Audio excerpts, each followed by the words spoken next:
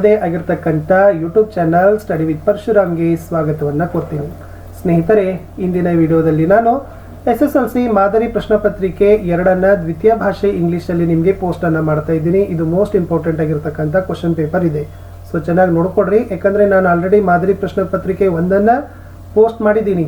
So ಅದರ ಲಿಂಕನ್ನು ಬೇಕಾದರೆ ವಿಡಿಯೋದ ಡಿಸ್ಕ್ರಿಪ್ಷನ್ ಬಾಕ್ಸ್ನಲ್ಲಿ SSLC 24-25 model question paper all subject key answer ಅಂತ ಇದೆ, ಅದನ್ನು ಒತ್ತಿ ನೀವುಗಳು ನೋಡ್ಬೋದು. ಆಮೇಲೆ ಮಾದರಿ ಪ್ರಶ್ನೆ ಪತ್ರಿಕೆ 2ರಲ್ಲಿ ಈ ಇಂಗ್ಲೀಷ್ ಒಂದನ್ನು ಬಿಟ್ಟು ಎಲ್ಲವನ್ನೂ ಕೂಡ ನಾವು ಪೋಸ್ಟ್ ಮಾಡಿದ್ದೀವಿ. ಅದರ ಲಿಂಕನ್ನು ಸಹಿತ ಕೊಟ್ಟಿದ್ದೀನಿ, ಅದನ್ನು ಕೂಡ ನೋಡಿ. ಸೊ ಎಲ್ಲರೂ ಕೂಡ ವಿಡಿಯೋನ ಲೈಕ್, ಶೇರ್ ಮತ್ತು ಸಬ್ಸ್ಕ್ರೈಬ್ ಮಾಡೋದನ್ನು ಮಾತ್ರ ಮರೆಯೋದಿರಿ ಅಂತ ನೆನಪಿಸ್ತಾ ಸೆಕೆಂಡ್ ಮಾಡೆಲ್ ಕ್ವಶನ್ ಪೇಪರನ್ನು ಫಸ್ಟ್ ಅಲ್ಲಿ ತೊಗೊಂಡ್ಕೊಂಡು ಹೋಗೋಣ. ಫಸ್ಟ್ ಇತ್ತು ಕ್ವಶನ್ ಟ್ಯಾಗ್ ಇತ್ತು, Kohli place cricket very well ಅಂತ ಇದೆ. ಸೊ ಕೊಹ್ಲಿ ಅಂತಕ್ಕಂಥದ್ದು ಹುಡುಗ ಇದ್ದಾನೆ, ಪ್ಲೇಸ್ ಅಂತಕ್ಕಂಥದ್ದಿದೆ. ಸೊ ಏನಾಗ್ತದಪ್ಪ ಅಂದರೆ ಎಸ್ ವರ್ಬದ ಫಸ್ಟ್ ಫಾರ್ಮ್ ಇದೆ, ಎಸ್ ಪ್ರತ್ಯಯ. ಸೊ ಡಜಂಟ್ ಹಿ ಅಂತಕ್ಕಂಥದ್ದು ಸರಿಯಾದ ಉತ್ತರ ಬರ್ತದೆ. ಸೆಕೆಂಡ್ ಕ್ವಶನ್, ಇಲ್ಲಿ ಲ್ಯಾಂಗ್ವೇಜ್ ಫಂಕ್ಷನ್ ಏನು ಅಂತ ಕೇಳಿದ್ದಾರೆ. ಸೆಂಟೆನ್ಸ್ ನೋಡಿ, could you please teach us reported speech ಅಂತ ಇದೆ. ಸೊ ನೀ ನನಗೆ ರಿಪೋರ್ಟೆಡ್ ಸ್ಪೀಚ್ ತಿಳಿಸ್ತೀಯಾ ಅಂತ ಇದೆ. ಸೊ ಇದು ಏನಾಯಿತು, ಎ ರಿಕ್ವೆಸ್ಟಿಂಗ್ ಅಂತಕ್ಕಂಥದ್ದು ಉತ್ತರ ಆಗ್ತದೆ. ನೆಕ್ಸ್ಟ್ ಥರ್ಡ್ ಕ್ವಶನ್ ಏನು ಕೇಳಿದ್ದಾರೆ ನೋಡಿ, ಮೋಸ್ಟ್ ಅಪ್ರೋಪ್ರಿಯೇಟಿವ್ ವರ್ಡ್ಸ್ ಅಂತ ಕೇಳಿದ್ದಾರೆ. ಇದಂತೂ fix question. If you had come you enjoyed the trip a lot ಅಂತ ಇದೆ, ಉಡ್ಯಾವ್ ಇದೆ. ಸೊ ಉಡ್ಯಾವ್ ಅಂತಕ್ಕಂಥದ್ದು ನೀವೇನು ಮಾಡಬೇಕಾಗಿತ್ತಪ್ಪ ಅಂದರೆ ಬರಿಬೇಕಾಗಿತ್ತು. ಉಡ್ಯಾವ್ ಅಂತಕ್ಕಂಥ ಬರೆದ್ರೆ ಉತ್ತರ ಸರಿ ಆಗ್ತದ. ಓಕೆನಾ, would have is the right answer, option C. ಫೋರ್ತದಲ್ಲಿ ಇನ್ಫಿನಿಟ್ ಬಗ್ಗೆ ಇರತಕ್ಕಂಥದ್ದು, ಯಾವ TO2 ಫಾರ್ಮ್ ಜೊತೆ ವರ್ಬ್ ಇರಬೇಕು. ಓಕೆನಾ, ವರ್ಬ್ ಇದ್ದರೆ ಮಾತ್ರ ಅದು ಇನ್ಫಿನಿಟ್ ಅಂತ ಕರೀತಾರೆ. ಸೊ ಇದರಲ್ಲಿ ಸೆಂಟೆನ್ಸ್ ಇತ್ತು, I am going to Mysuru to meet my friend ಅಂತ ಇದೆ. So to Mysuru to meet ಇದೆ, ವರ್ಬ್ ಇರಬೇಕು. ಸೊ ವರ್ಬ್ ಎಲ್ಲದ, ಆಪ್ಷನ್ ಡಿ ದಲ್ಲದ. ಸೊ ಟು ಮೀಟ್ ಅಂತಕ್ಕಂಥದ್ದು verb, because Mysuru is noun form. Okay, ಗ್ರಾಮರಲ್ಲಿ ಹೋಗೋಣ. Fifth question, which one of the following words has 1 syllable ಅಂತ ಕೊಟ್ಟಿದ್ದಾರೆ. ಓಕೆನಾ, 1 ಸಿಲಬಲ್ ಯಾವುದು ಇದೆ ಅದರಲ್ಲಿ? ರೀಚ್ ಅದ, ಸಿಲ್ವರ್ ಅದ, ವೆಂಚರ್ ಅದ, ಪೇಪರ್ ಅದ. So the right answer is ಏನಾಗ್ತದಪ್ಪ ಅಂದ್ರೆ ಆಪ್ಷನ್ ಫಿಫ್ತಲ್ಲಿ ರೀಚ್ ಇಸ್ ದ ಆನ್ಸರ್ ಅಂತಕ್ಕಂಥದ್ದು. ಸೊ ರೀಚ್ ಅಂತಕ್ಕಂಥದ್ದು 1 ಸಿಲಾಬಿ ವರ್ಡ್ ಅಂತಕ್ಕಂಥದ್ದನ್ನು ಹೇಳ್ತೀವಿ. ಆರನೇ ಪ್ರಶ್ನೆಗೆ ಹೋಗೋಣ. 6th ಒನ್ಗೆ ಏನದಪ್ಪ ಅಂದ್ರೆ combine the word in column A with its ಕೊಲಾಕೇಟಿವ್ word with column B ಅಂತ ಇದೆ. ಅಲ್ಲಿ ಕರ್ಲಿ ಅಂತ ಇದೆ. ಸೊ ಮುಂದೆ ಹೇರ್ ಇದೆ, ನೋಸ್ ಇದೆ, ಇಯರ್ ಇದೆ, ಹ್ಯಾಂಡ್ ಇದೆ.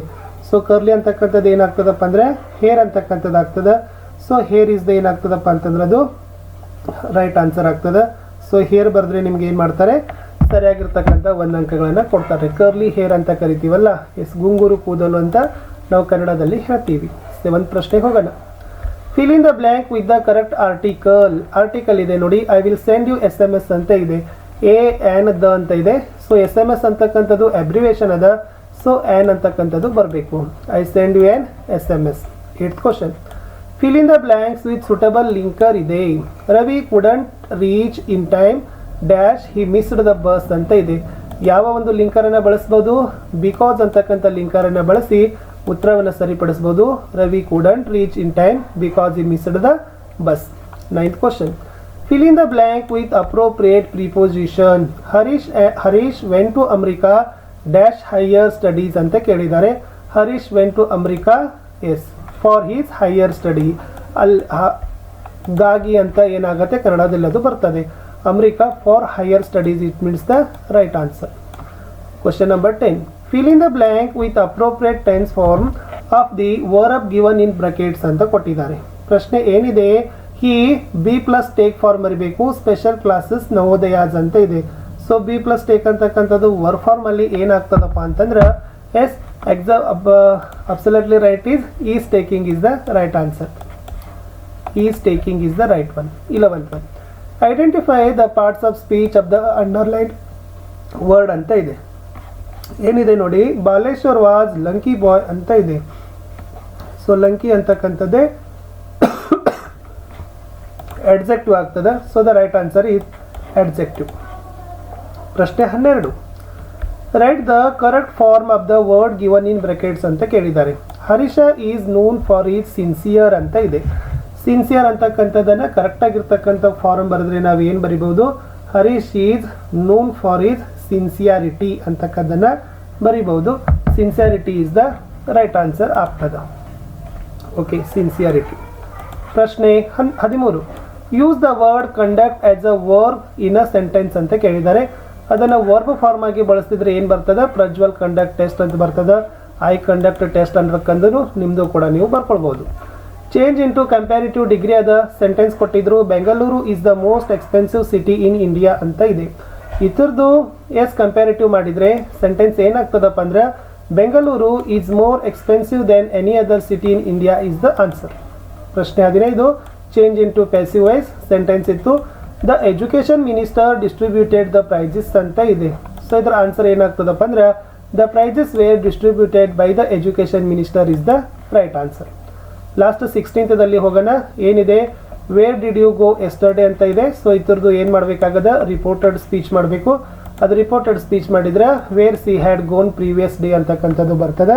ಇದು ಅದರ ಉತ್ತರ ಆಗಬೇಕಿತ್ತು ಸ್ನೇಹಿತರೆ. ಇಷ್ಟು ಗ್ರಾಮರ್ ಸೆಷನ್ ಆಯಿತು. ಇನ್ನು ಎಡಿಟಿಂಗ್ದಲ್ಲಿ ಹೋಗೋಣ. ಏನಿದೆ ನೋಡಿ ಸೆಂಟೆನ್ಸು.